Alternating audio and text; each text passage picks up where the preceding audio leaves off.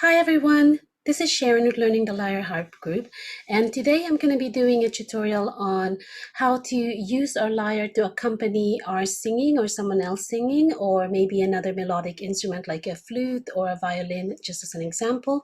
Um, I thought of making this tutorial because I know that many people don't read music, so playing by chords similar to how a guitarist would approach playing music, or a ukulele player, for example, is something that we can do with the lyre as well. We can definitely play by chords. And I know I've seen some courses on piano where they suggest playing by chords, and that's how we can learn the piano really fast. And you can learn 500 songs just by learning one one one key signature. So if, for example, if it's in a scale of C, then you just learn the 1, 4, and 5 chord, and you can play hundreds of songs using those. So I wanted to share that with you, and I wanted you to see how versatile our lyres are. And just like I said, when we get a diatonic lyre, we're really restricted to what key or what scale we tune our lyres to, but that doesn't stop us from learning a whole bunch of songs. And if you know how to read music, that's excellent, because you can play a lot of the melodies on your lyre. But if you don't know how to read music, then maybe playing by chord would be an option for you, because chords are really easy in that, you just need to learn the basic structure of the chord, the basic structure of a triad. And once you have that down pat, you can pretty much play any chord just by following these three simple rules. I'm sorry, my dog decided to join in the fun. Hopefully he won't do that again. So we'll keep going. So for example, what I'm going to be using is this music sheet right here, Can't Help Falling in Love. As you can see, the only thing that's on these sheets are the words of the music, the lyrics, and the chords that we play when we sing those words. So for example, here, this is in the key of C. So it starts with a C and ends with a C chord. That's how we know the scale that it's on. And it's pretty basic. You have the first chord, which is the one chord, the C, followed by a sixth chord, which is, we also call it the sixth, A minor, and then the fourth, which is F, and then back to the tonic, which is the one chord, and the fifth chord, which is a G chord. So those are all the notes that you need. You need some E minor and B7 a little bit on the bridge, but we'll cover that one a bit later. So the first thing I want you to learn, if you have not played chords before, I'll just go very quickly. For some of you that already know how to form chords, that's excellent. And hopefully you'll still get something from this tutorial. Just had this change a setting on my computer, excuse me for that. So we'll go back to playing the triad. So a triad, we pretty much build with the first, the tonic. So when you see a C above the lyric denoting the C chord, that means the first note that we will play is a C. And a triad is built on the first degree, the third degree, and the fifth degree, and that is always how we build the triad. So we go C, we skip a string, so we skip the D, we play the E, we skip the next string, which is the fourth. In this case, it's an F, and then we play the G. So really, if I put my fingers all together, you will see that I'm touching C, I'm touching E, and I'm touching G, and I am leaving behind the D and the F, because those do not belong to this chord. So I can play this as a block chord, which means I play them all together. I can arpeggiate it. I could go C, E, G. I can roll it. Okay, so those are the different ways you can play it. If you want to strum the way a guitarist would strum, then you would do the opposite. I would touch then the F and the D, which are the notes that are not part of the scale of the C triad, and I might even put my ring finger on the B just to block it so that I make sure that I don't go too far. And then I will pluck from G to C. So I'm just plucking the C chord right now. That's what I'm doing. So if I wanted to play this song, and I'm just going to do a couple of lines using the strumming method, I would go plucking. I'm going from the C chord. I'm plucking G, E, C, because those are the notes that belong to that chord. I'd go wise man, and then I would go to the A chord, which is A, C, E. Again, I'm blocking the D and the B, which are the notes that I don't want to strum while I'm strumming this. So I'm go say only fools, and then back to C, rush, and then to G. In, you made a little bit of a mistake there, but that's okay. So you kind of get the gist of it. So when we are plucking the triad, we put our fingers on the notes that belong to the triad. If it doesn't matter if we're playing it as a block chord or as arpeggiated or rolled, that's where our fingers would go, on the notes that belong to the triad. So again, on C, it's C, E, G. But if we're going to be strumming, we're going to do the opposite. We're going to be touching with our left hand the notes that don't belong to that triad, which is the D and the F. Those are the notes that we were skipping, and then we're gonna pluck. And the reason we do that is because that stops those two notes from playing. When we touch those two notes and we pluck, they don't make a sound anymore. We're preventing it, and I'm not pushing on them really hard. I'm just touching them so they don't vibrate. So that's how we do that one.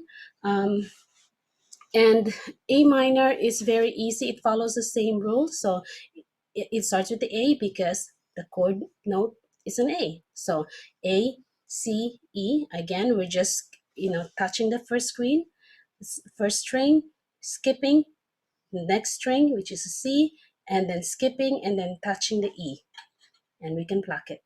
Okay, I'm doing it with my left hand right now, but you could do it with your right hand if you want. You can interchange whichever hands you feel to do it. That's totally up to you. F follows the same thing. You start with the F because that's the name of the triad, and then you skip one, you go to A, you skip one, and then you go to C. Okay, so let's do this first few lines, and we're gonna do it a few different ways. Okay, we're gonna do it by plucking, doing a block chord and singing it. Excuse my voice, I should have said that earlier. I'm not a singer, so I'm not a good singer at all, but we're just doing this for learning. So even if you're not a good singer, sing along and just have fun with it. Really, that's all I'm doing. It's just I'm just having fun. So when I first learned guitar on plucking, I was just told to strum just the one beat, just on the first beat, and just count. So, and that's what I did on the first one. So we can apply that same information, that same learning when we're playing and plucking using a block chord. So we can go wise man, and then I'm moving to A minor, same only F major, fools, back to C, rush, and to G, in, but I can't help falling in love with you. So you can totally do that. It's acceptable. It sounds really good as it is. But if you want a little bit of an interest, you can arpeggiate it. So you could go again. I'm starting with the C chord, E and G, C, E, G. and then I'm gonna go to A minor, which is A, C, E, and then F chord, F, A, C, and then back to C, and G, which is G, B, D, and then we do that twice. So let's try again, and this time we're gonna be arpeggiating it. This is 3/4 times, so we get 3 beats per measure. So let's start again. Wise men say only fools rush in, but I can't help falling in love with you. She sounds very pretty, and it's very simple because we're just really doing the same patterns over and over again, and we're using the same notes, so it's really easy to follow. If you want, you can combine the two so that you have more of a variety and more interest when you're playing. So let's see how we can do that, and let's do it together again. We'll start with the C. I'll arpeggiate some, and I'll do a block chord on some, and see if you like that better and if that's more interesting to you. So let's try again. Wise men say only fools rush in, but I can't help falling in love with you.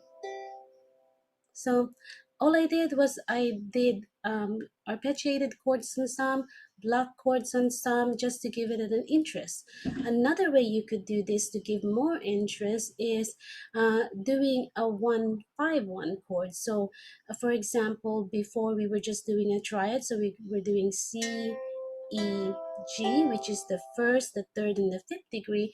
We can actually do a 5-1, a 1-5-1 chord, which means you're gonna pluck the one still, and then your five note is the G, and then you're gonna pluck the next C, which is the octave above it. So you could go. So it's got a different sound, and it's lovely. So let's try that this time. So on some of the notes, I'm gonna do a 1-5-1.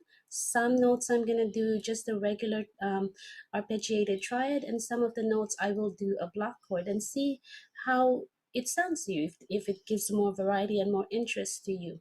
So let's do it again. I'm gonna do the 1-5-1 chord on the first 2 beats, just so you could hear it. Wise man, and I'm gonna go back to the triad same, and now this time to add variety I'm gonna go 1-5-1. Only fools rush in, but I can help falling in love with you.